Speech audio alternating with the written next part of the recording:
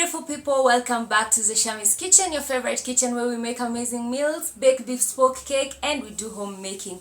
In today's video, I am answering one of the most asked questions on my social media, or one of the questions that people really ask me about my baking business.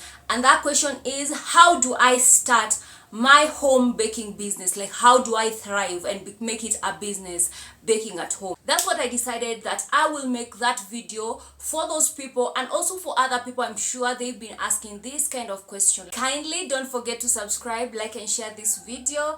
And for those who have subscribed, I thank you, and I truly appreciate that, because it means a lot for me when you hit that button, that subscribe button, and also you help me grow this foodie family. So let's dive into the video.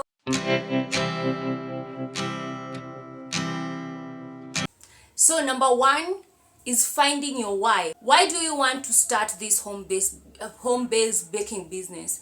Like, why don't you want to open a shop? Like, why do you want to do it? Like, for me, I will give you my example. When I started baking business, I knew for sure, like, I do not want to open a physical location immediately. That's something that I would do later. I knew that, but I did not want to do it because, first of all, I was a mom of young kids, and I wanted to be around for my kids. So I wanted something that I can do around the house, and something that doesn't consume most of my time, like going outside the whole day and all that. I can still be a stay-at-home mom and also do my business and make that extra money. Also, why do you want to do? Is it for financial freedom? Is it something that you want just for fun? Is it something like you need to find your main why? I know there's so many reasons why you want to do that, but the first thing, you need that one very strong why, so that anytime this business is not working or anytime you're not making profit, because at the beginning, trust you me, you won't be making a lot of profit.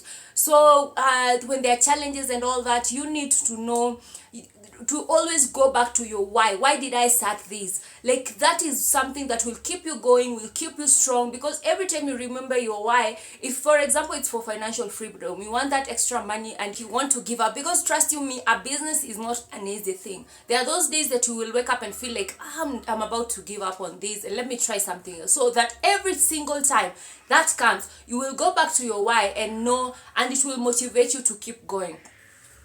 So always find your why and always remember your why. If you have to write it somewhere until you succeed, then always do that. So number two, the baking industry is very large.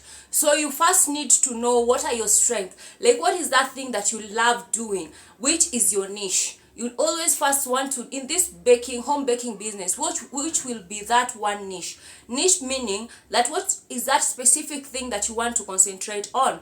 You can make cookies, you can make cupcakes, you can concentrate on only birthday cakes, you can do wedding cakes, you can do like all these, you can do all these baked goods, but you need that one thing that when you're starting, you need that one thing. For me, it was a birthday cakes.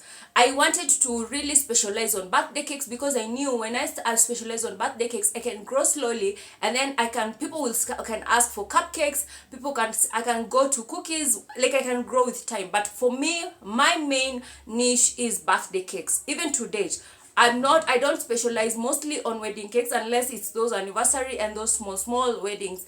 I can do that. But right now, my specialty is not in wedding cakes or in cupcakes or in cookies. Those are just side things that I do to sell, maybe to boost my business. But for me, my niche is birthday cakes. So you need to always find your niche. First of all, when finding your niche, this is the three things that you need to ask yourself. Number one, what is my passion?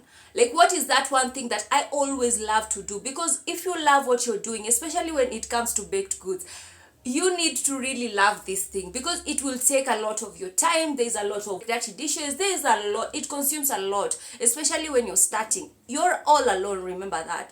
Ask yourself, between all these things, what is that thing that gives me joy when I'm doing it? I'm a creative, so I'll always that's why I've specialized on birthday cakes, because birthday cakes you can do cartoon themes, you can do like it's a wide thing where you just go crazy with creativity. So that's why I chose birthday cakes. And so you need to know like what is this thing that gives me joy, because for me when I'm creating those different designs, whether it's fondant, whether it's using whipping cream, whether it's those cartoon themes, figurines and all that, I always feel this joy. It's like therapeutic to me. That's why I chose it. That's what gives me joy. Number two, you need to find the gap in the market, like around you.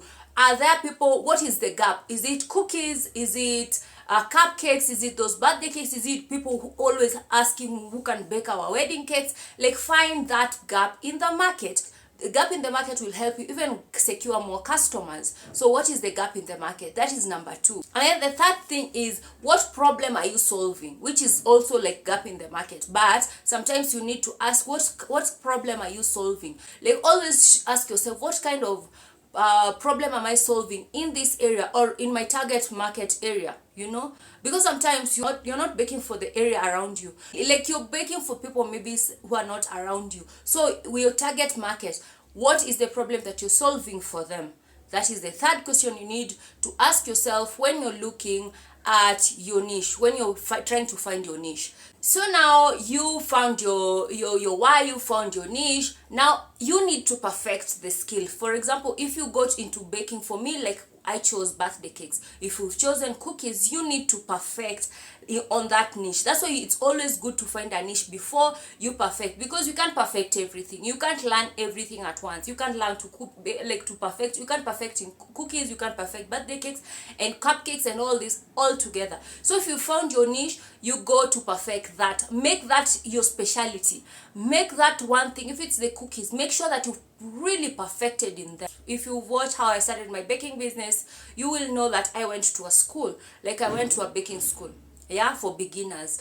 But after that, that's not it, especially when it comes to decorating birthday cakes, because as I said, you need to be creative when you're doing this. So that means there's a lot of practice, a lot of research that you need to do, and all this is freely available on YouTube, guys. Like this is a space that is very free for you guys. It's always free. You can just type in how to perfect bake this kind of cakes or how to decorate cakes. Like I have plenty on my channel. I've decorated so many times. I've shown you from scratch to finish how you decorate a simple birthday cake. After perfecting, now you go to number 4. When it comes to our number 4, it's about gadgets. Yes, gadgets. Like this is something that nobody told me, nobody warned me. Like when I was starting my baking business, I was seeing all these YouTube videos and all these people who have succeeded in baking, and what I didn't know is, for them, they didn't just arrive with all these baking tools and all these baking gadgets. They just didn't start with that. With gadgets, you buy as you go. Like you grow your gadget, like whatever, with time. For me, I went, I know, you need a cupcake tray, you need this, you need this. I was buying everything. Like some scrapers, I was buying knife, palette knives and all that. Remember, you're starting. Start with only the basics, and if possible you don't even need baking tins. Use your sufurias, use your cooking pans, like the normal ones that you use to cook your food. Use those first, because remember at this point you're still perfecting, you're still building your business. They come out very nicely actually, because it's the same thing. Like for me, I use juakali tins, so it's the same thing with my sufuria, only that the shape and the sizes have been measured. Start with something you can buy, like 4 tins, like half kg, which is 6 inch, 8 inch, 12 inch. That's all you need. With time, if you get more orders, now you continue to buy like another one, another of 6, another, so you have like 2. You get? For me, what I promised myself when I realized the mistake that I've made, I told myself everything else that I want to invest when it comes to gadgets. Like for me right now, I do not have like a stand mixer. Yes, I do not have a stand mixer, like the one that the big one that you use at the countertop. I only have a hand mixer, and I told myself I will not invest. Not that I can't take money from somewhere else and buy that stand mixer. I know it's convenient and all that, but I told myself, for me to know that my business is growing, I will make sure that that hand mixer, my business is the one that will buy that stand mixer. Sorry, my business is the one that will buy itself that stand mixer. And that takes discipline, because I know if you're somebody like me who always admire things online, like you get this nice offer and all that, and you want to run to it and buy it immediately. But if you have that discipline of knowing that your business sometimes it needs to grow itself. This money that you make is the money that you need to plow back to the business, and for it to buy that, you save a little until you get to that thing that you need to buy. So when it comes to gadgets, don't overbuy. Just buy the essentials. Like you can start with cups, like very simple measuring cups. For me, I didn't even have a scale. I just started with those cups. As long as you're measuring them in the right way, then you're good to go. And then with time, now you buy the scale. With time, you start like you can also use your muiko. If you do not have a hand mixer, you can use your whisk, which are very expensive, very cheap things first when you're starting. I thank God that I started learning from down there, because right now, even when there are no electricities, I can still bake on my gas stove. I can still bake on my jiko. If I have an order, I won't stop baking because the electricity is off and my oven is not working. I bake cakes on my gas stove.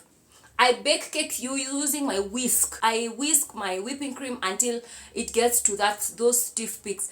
It doesn't mean that I will stop baking because I do not know how to use a jiko. I do not know how to use a gas. I learned all these skills, and that's why I'm saying you don't stop learning. Even today, there's things that I see and I'm intrigued to just try them out. There are recipes that I see and I'm like, that's the next recipe. Yes, I have a recipe for vanilla cakes. Yes, I have a recipe for red velvet. But I see another one, I say, this one looks like it's better than the one that I have. Let me try it out. If it comes out better, that's the one I switch it up.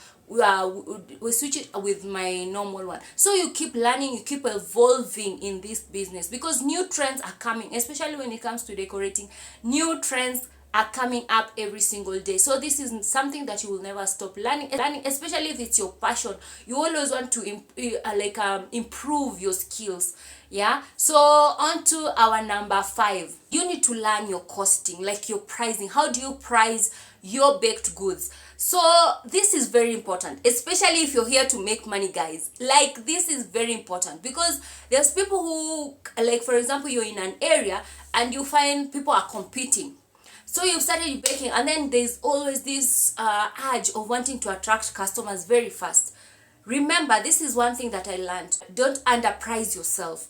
Don't feel like because I'm a beginner, now I need to put my prices down there. Because let me tell you, if you teach your customers, because with this business, it comes with referrals. You bake for the first person. That person, if the baked good is good, that person will refer you to somebody else. That person will. So it's like a chain of referrals. So imagine you've priced your cakes or your baked goods wrongly when you're starting.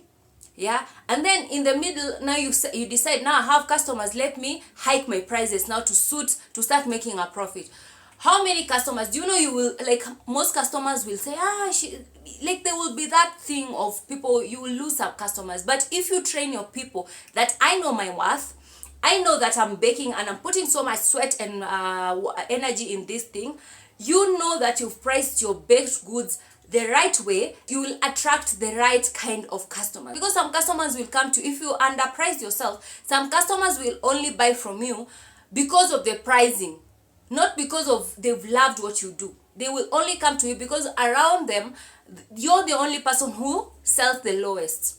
Yeah, so if it comes a time that you hike your price, because they only came to you because of that price, and now you've hiked the price, they go back to the other people.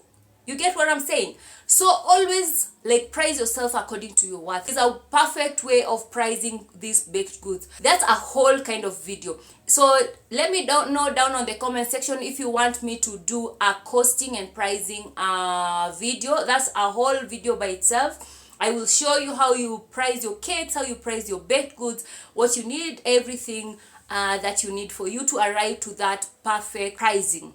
Make sure that you price yourself the right way from the beginning. So number 6. So after pricing, we come to branding. At this point now, you've set your base. Now you want to start branding your company because you want to go out there, you want to market yourself, you want to look professional, and then you want to make this now business branding for it to just continue attracting customers even when you're sleeping.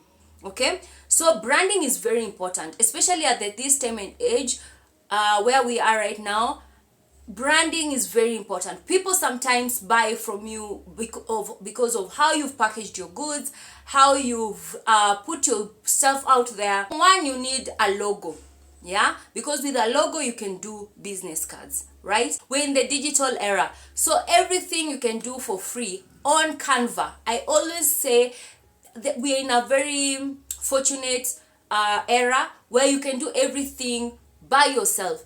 Canva is for free. You can use the free version on Canva to make these logos for yourself. You make a very nice logo design for yourself. You don't need to like break an arm and a leg to pay somebody to do that. Now you have your logo. You know what because you have a vision of what you want your logo or you want your business to be like out there. Now you go to your business card. Business cards are very important. Very, very important. Because I've learned that you need to tell everybody about your business. You need to tell every single... You're in a matatu seated, and then you just like seated and you look at this person and feel like this is somebody I can market my business to. Just give, hi, I'm a baker. Here. This is my business card. Anytime you need, yada, yada, yada. So you need to market your business. Like you're walking everywhere. Like you need to market yourself. When you're starting, don't feel shy to tell people about your business.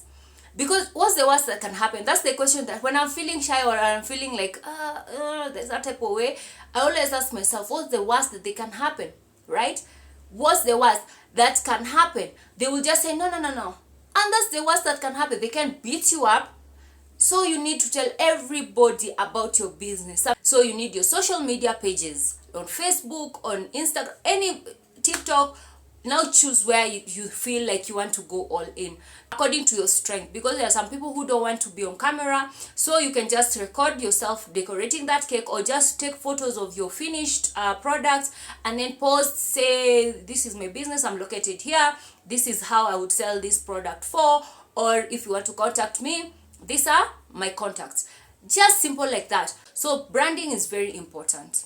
And number 7 and my last point is don't wait until you feel ready.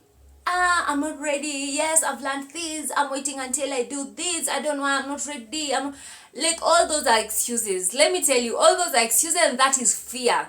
That is fear that is stopping you from starting. I know you're seated there. I can see you. You're seated there and you're telling yourself, this is the year I need to start my baking business. I have passion for this baking business. How do I start? I'm sure you've researched. Some of you have researched. Yes, you.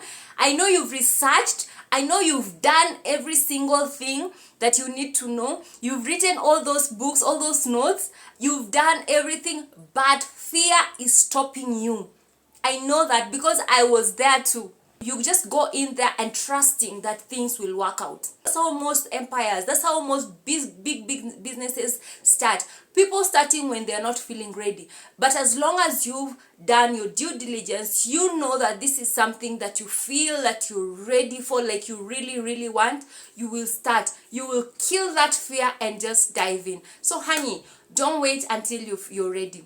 Do not. A time will not come and then the universe will tell you, girl, wake up, you're ready. There will never be such a time.